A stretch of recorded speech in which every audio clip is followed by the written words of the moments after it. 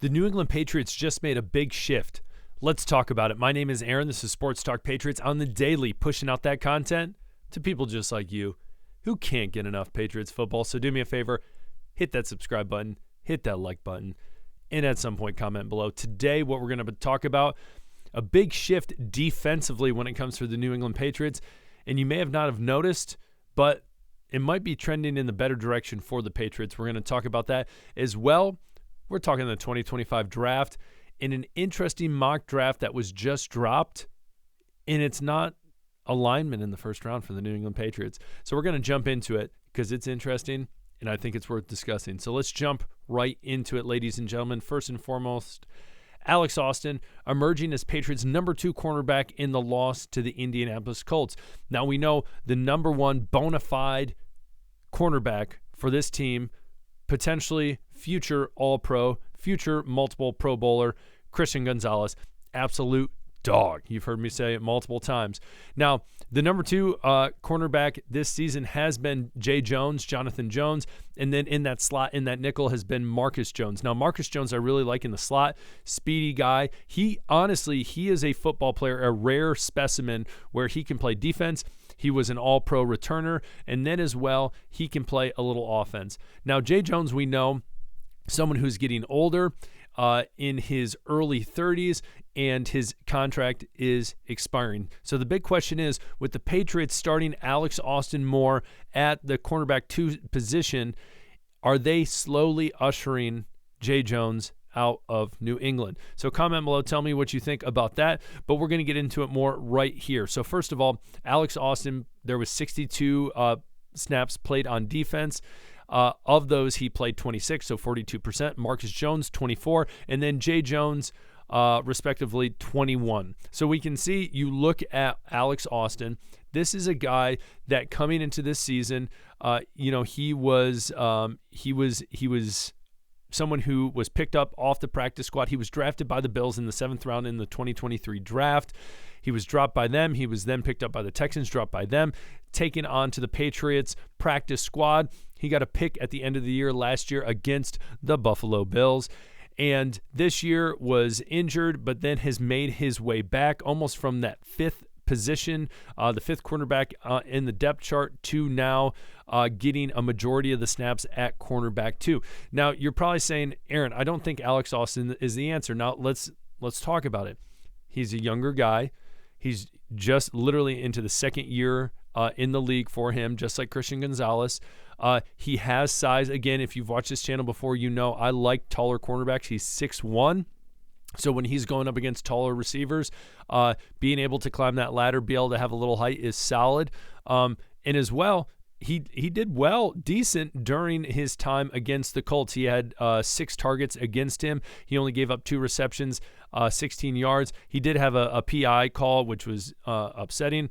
But again, it was a positive sight for the defense that obviously we know struggled at times to this Colts team that they should have beat.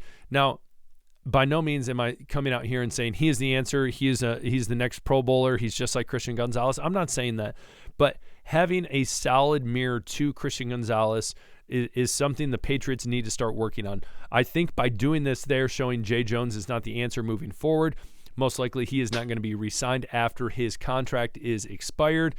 Marcus Jones, again, he is more of that slot guy. So when you have a 5 wide, you have someone in slot, whatever it might be. He is that guy. And there's by no means are they going to get rid of Marcus Jones. I don't think that is the case. But Alex Austin, for the time being, they are testing out at that cornerback 2 spot and seeing, hey, can he handle this? And what can he do? And what can he present this defense? And he's going to be going up against some tough opponents in the Bills, in the Chargers, and in the Cardinals coming up. So it's going to be interesting to see how he bodes in those contests. As well, just playing more snaps. And I think as he progresses, if he does better, we know he's only going to get more playing time. So it's going to be interesting to see. There's nothing to lose for the New England Patriots as they are not making the playoffs. They are eliminated from the playoffs. If you didn't know, I'm here to tell you.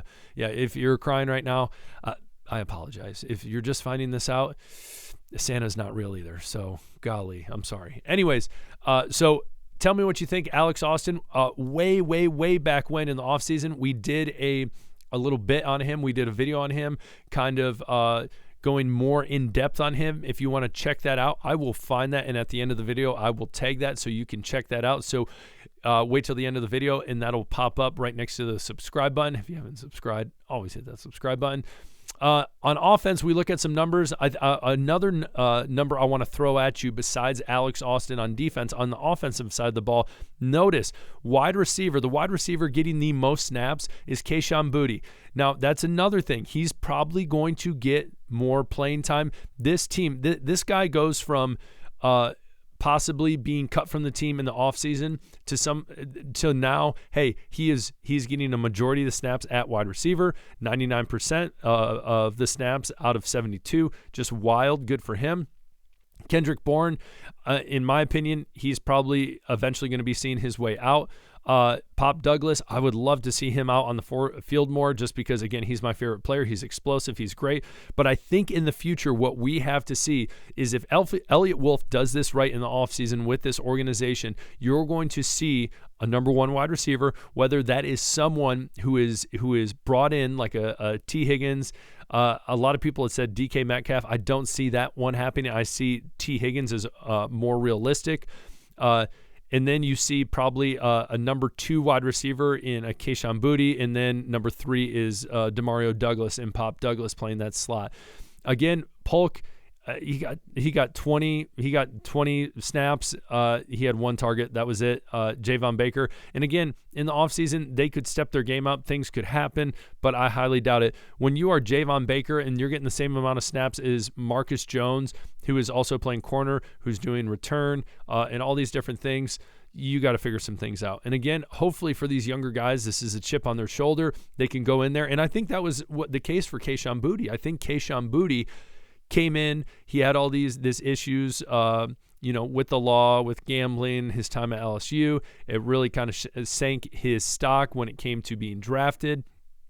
And so I hope the best for him. I think he has potential, and I just love the fact that he has the first touchdown reception from Drake May, and I think that's something special. Now, jumping into talking about wide receiver as well, the very interesting thing, so this is a mock draft that was just dropped, and it goes through, and we talked about this, I believe, yesterday when we talked about the draft. But we looked at all the strength of schedules, and then going into that as well, the teams that are most likely going to be those top 5 picks. So Jaguars were one of them. I said I think it could very well be the Giants. But the Jaguars, we know Trevor Lawrence is out. Travis Hunter looks like he is going to be the tried and true number 1 pick, much like the tried and true Heisman winner. Even though I like Gentry out of Boise State, he's a great running back. He's doing crazy things. But it is hard to find someone as versatile as Travis Hunter who excels at wide receiver and cornerback. Wherever he gets drafted, it's just going to be interesting to see what he plays. Shadur Sanders, Deion's son at quarterback. The Raiders need a quarterback. Everyone know, unless you're blind, you realize they need a quarterback. As well, the Giants, they also need a quarterback. And then we get all the way to New England. Tetrio McMillan out of Arizona. What I love about him is playing the X position, size-wise, 6'6", 210, and he showcase. I'm not always the type of person. I don't necessarily like saying like, hey, he is like this type of player. He's like a Drake London type player. One, because he is himself, and he's going to play his game. But the comparison of Mike Evans, solid, Hall of Famer, Drake London, young talent, a lot of potential, and both have size, smooth movement, and does well for his size and how his speed is and his size is, and then strong hands.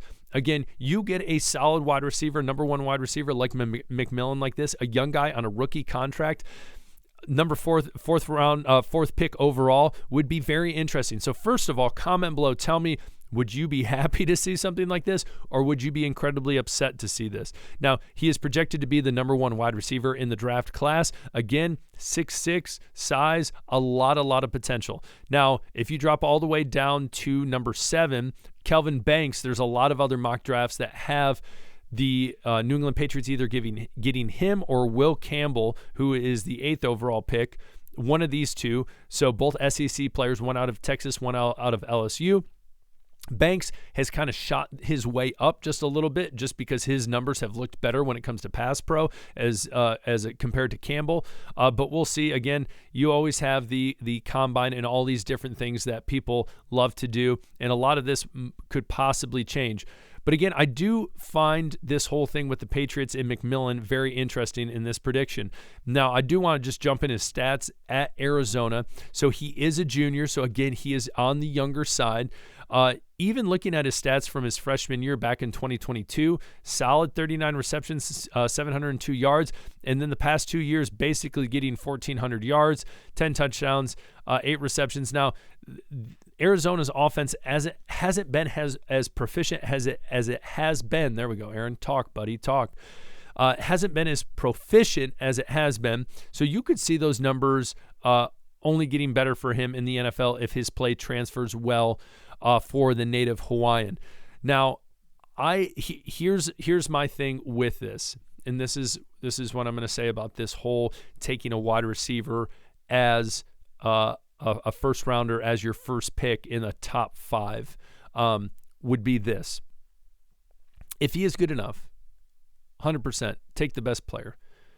But if the Patriots aren't going to do a good job in the offseason finding offensive linemen, which is their top priority, I don't know if McMillan would be the pick for the Patriots at that time. That is all I'm going to say. A lot of people might immediately shut McMillan down and say, no, it's not a good pick. Again, I like flirting with the idea. If they can make some good moves, they have a ton of cap space. They are going to have the most cap space out of any team in the NFL. If you can go out, if Elliott Wolf can go out, if this organization can go out and get some offensive linemen that are going to protect Drake May, that are going to help the run game, are going to help pass pro, then they can be in a position to pick McMillan. But on the flip side, the devil's advocate, if they're not, that would not be a great pick. Again, we look at different players like Andrew Luck. Andrew Luck, his time for the Colts, a lot of people would argue was short, and a big reason was they were not putting one as good of weapons around him or that offensive line. He was hurt all the time. Do we want that to happen to Drake May? No. It was the same thing with Joe Burrow. Joe Burrow, they had that miraculous Super Bowl run, and then they said, what's the big thing they need to do? They need to take care of the offensive line. And it wasn't until last year they finally took offensive linemen in the first round. So, again, they have to make that priority number 1. I have no issue with them making the wide receiver 1 position priority number 2, but we know priority number 1 needs to be that offensive line. Offensive line, wide receiver number 1, edge rusher, and then we work our way down. So comment below. Tell me what you think. I find it very interesting that McMillan is in this mock draft. Again, I love looking at mock drafts. I love college football as well, so a lot of these players I've seen. So comment below. Tell me what you think, and I would love to have a discussion. So my name is Aaron. You guys know already, this is Sports Talk Patriots. Hit that subscribe button on the way out. We'll talk later. Peace.